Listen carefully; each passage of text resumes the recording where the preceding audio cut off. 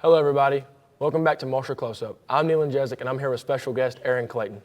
Thank you for coming. Thank you, Neyland, for having me. I greatly appreciate it. It's a pleasure you being here. Thank you, sir. Caden Moeller did a close-up with Jeff Waters, and I was like, let's do another person WCBL. You know, you do the football games here. Yes, sir. You do Lyon County Basketball games, and you also do softball games mainly, but you have done a mixture of both. I have. And I just want to know, when did you know you wanted to get into radio broadcasting, and what year did you start?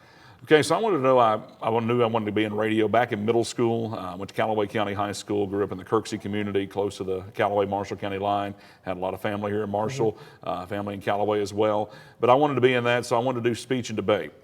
So I joined the speech and debate team my 6th, 7th grade year at Callaway County Middle School, stayed in that throughout high school.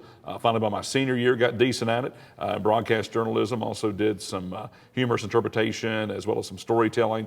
But broadcasting is where I wanted to be. Was able to win a couple of tournaments, and thought this is where I want to be. So I applied for a job at WCBL during my senior year of high school. At the beginning of my senior year, they didn't have anything for me then. Then a gentleman near the end of my senior year who was a year older than me and graduated from Callaway County High School in 2006, Alan Flood.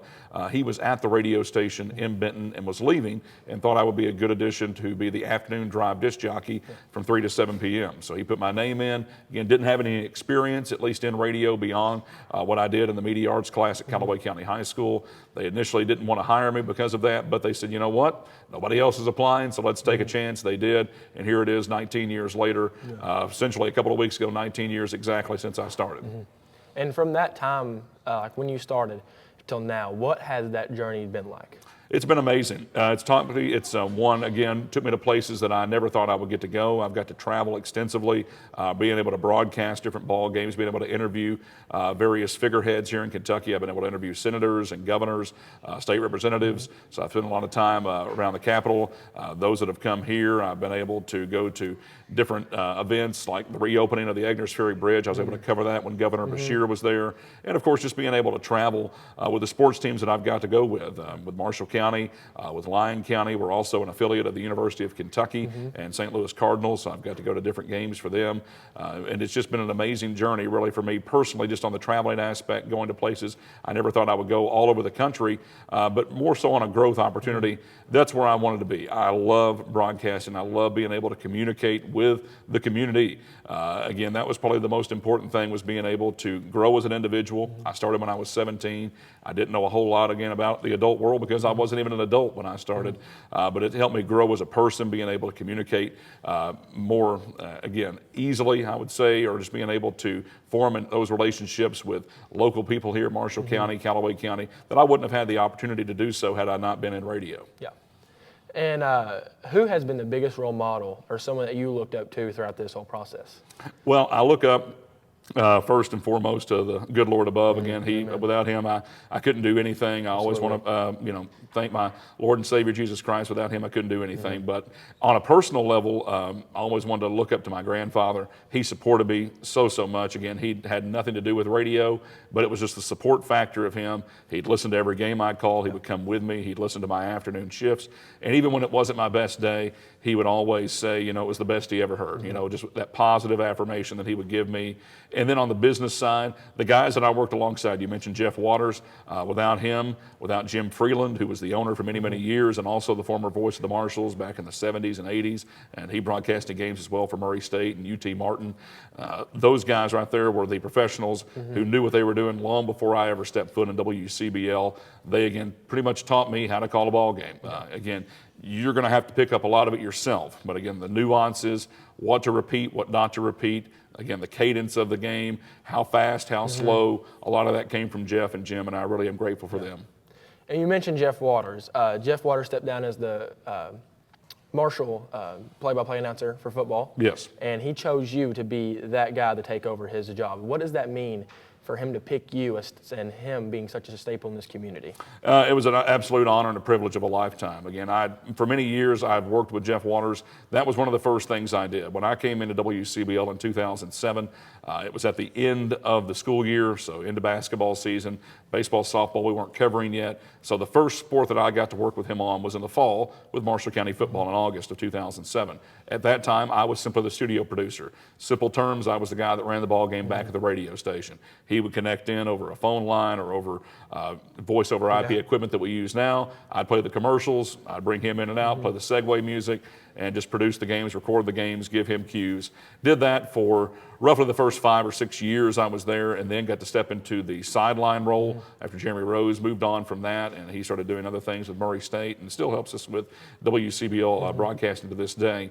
But got to be on the sideline, got to do some color with him. Very few games Jeff ever missed in 29 years. I think he may have missed 3 games. I think I filled in for 2 of those 3 games. So again, got my feet wet with that. Luckily, he knew that I had already had some time behind the mic. I was very fortunate to work with Neil Bradley, the longtime voice of the Murray State Racers football and men's basketball team, and got to do color with Neil and even got to fill in for him. I even did some play-by-play for Murray State on their ESPN Plus broadcast as well as their radio broadcast. So I had a little bit of experience, and he knew that I could take it from there. He felt like, again, you know the game well enough of football. Again, you definitely know how to broadcast a game. You would hope so by now after nearly 20 years in the business. So again, it was more so the friendship we built. I was already in-house. He felt like it would be a smooth transition.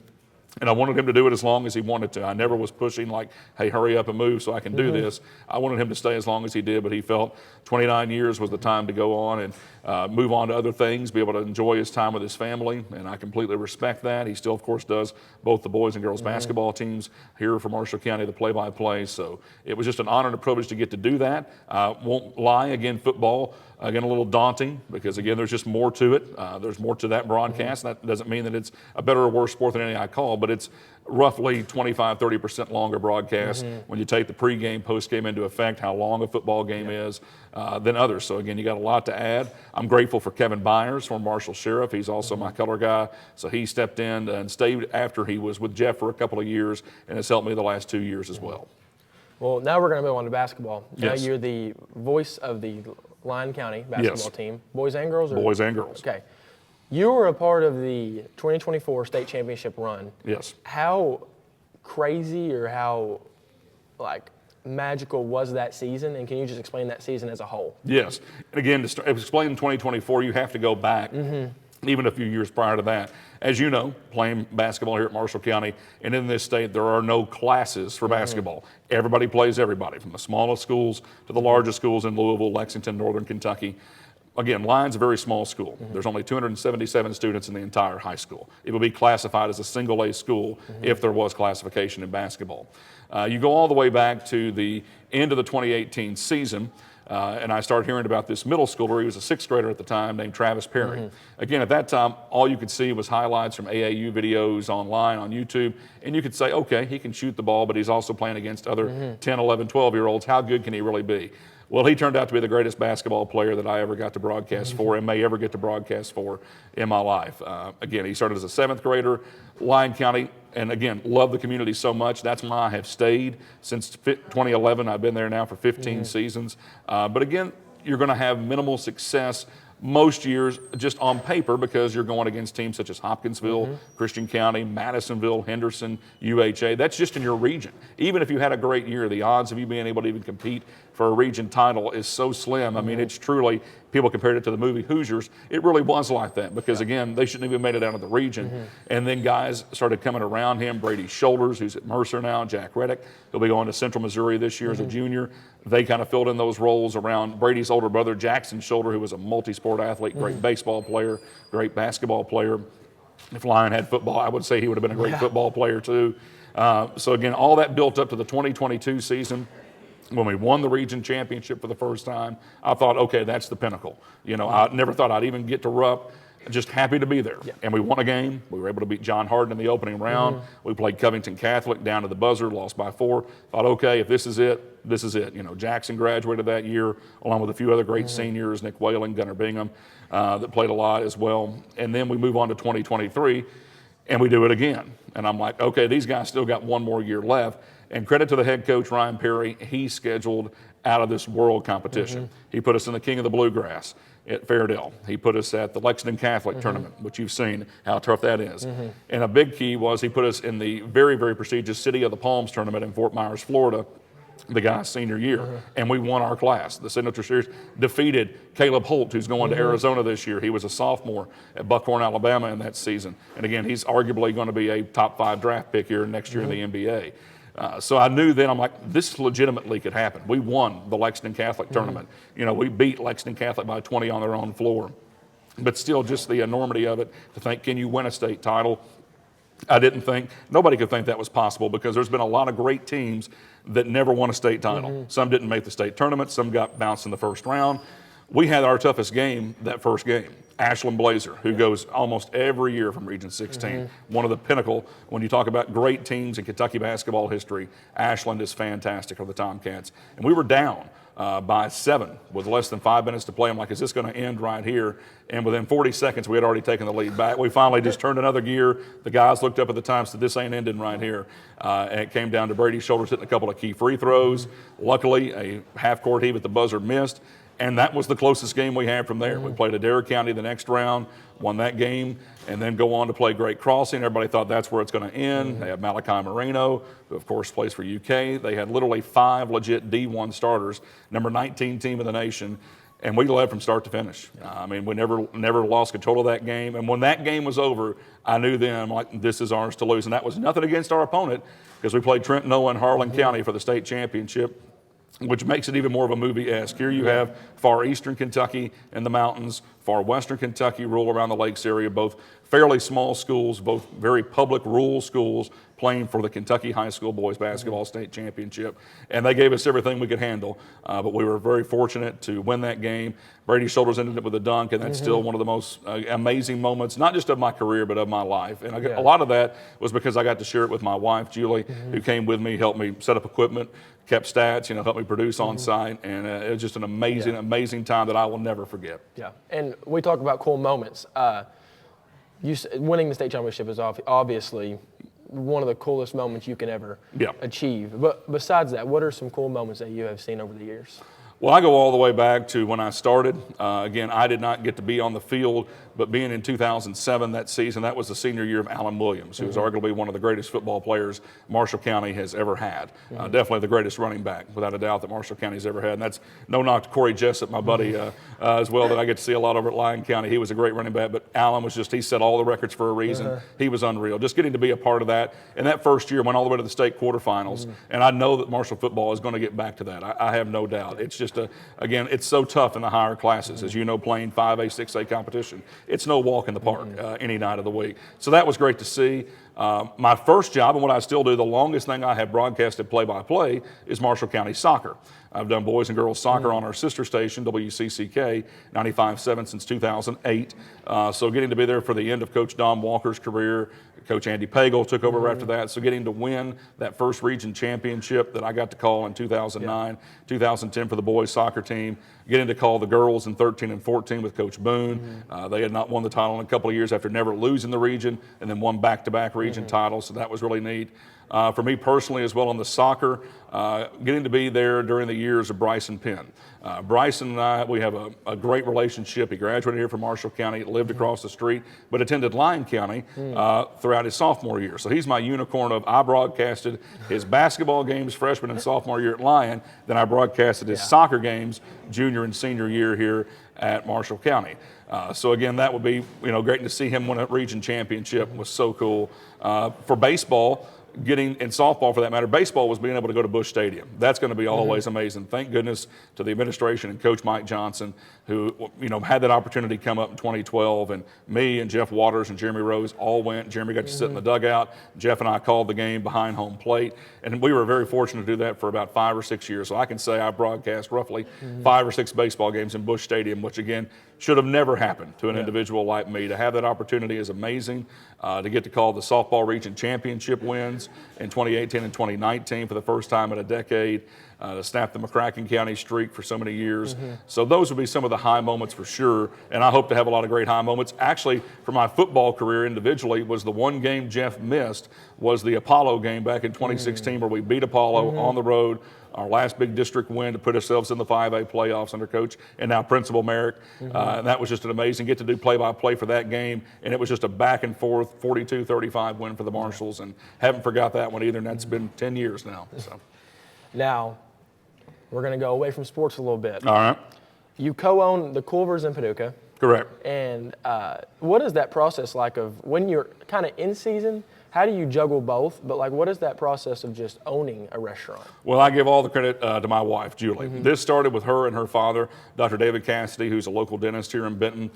She had been a general manager at the Chick-fil-A in Paducah for many years. Out of college, majored in dietitian, and of course in just food science and different things of that nature. But got into the general manager position at Chick-fil-A, which was, again, a very, very good position she could have stayed at for years and not had the stress and headache of owning her own restaurant. But she wanted more. So her dad and her looked into different franchisees that they could open, and they decided that Culver's would be the best bet. There wasn't a Culver's in McCracken County. The only one locally was in Murray, which is owned by Jim Foster. They do a great, great business in Murray. But they opened up just west of the mall in Paducah, where we stand today, just in front of the Menards there, at 5450 Old Highway 60. So come by and see us always. But that was all them. She started that literally 10 years ago. She spent a summer in Wisconsin training. So again, she learned the ins and outs of the Culver's business, owned it for 4 years and operated it before her and I got together. We started dating in 2020 during COVID. My first wife had passed away due to brain cancer back in 2018. So again, then COVID hit, so you're kind of just in between. You don't know what's going on in your life. And all I did was pretty much love calling games. So grateful I had the games during that time period to broadcast when I could and just being around her. But 2021, I thought, I always want to be calling the ball games. I want to be around the radio station. I want to be around the student athletes. But I felt like my responsibility was to her to help her run that restaurant because her father had his own business, and he still does. And I wanted to be in there with her day in, day out operating. And it was a different change. Before that, I was just good at eating at fast food and quick service restaurants. I wasn't good at opera, had no clue. But she taught me the ins and outs. And again, I go back to being able to communicate with people. And that time that I spent in the radio station, again, learning the ins and outs of how to work with the public, that helped me tremendously. I think I had that going for me there. She taught me how to run a restaurant from the operations standpoint. So again, it's 50-50. And what we do now, it's even more of a stressful situation in a happy way. We have a 14-month-old daughter, Chesney, who is just the light of our life. So like right now, when I leave you today, she's going to go to the office. I'm going to take care of Chesney. I'll do some work from home remotely. She'll be there on the floor tomorrow. Vice versa, I'll go. She'll take care of the baby. So again, it's all because of her. I could not call ball games still if it was not for Julie. That's simply put the easiest way to do it. We take everything together 50-50.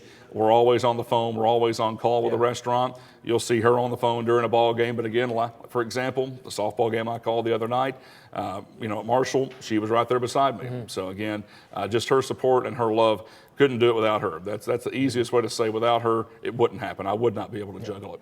Well, that's awesome. Well, we're going to wrap this up, and it's been a pleasure. I really appreciate you coming and taking away from your family. No, it's all good, man. Appreciate it. It's been a pleasure. I'm glad you could come and talk to us and let us know the ins and outs of whatever you do. Yeah. And I appreciate that. And I want to say thank you for calling all my games the last 2 years. Yes, sir. Or last 4 years. You've been on the sideline, but yes, sir.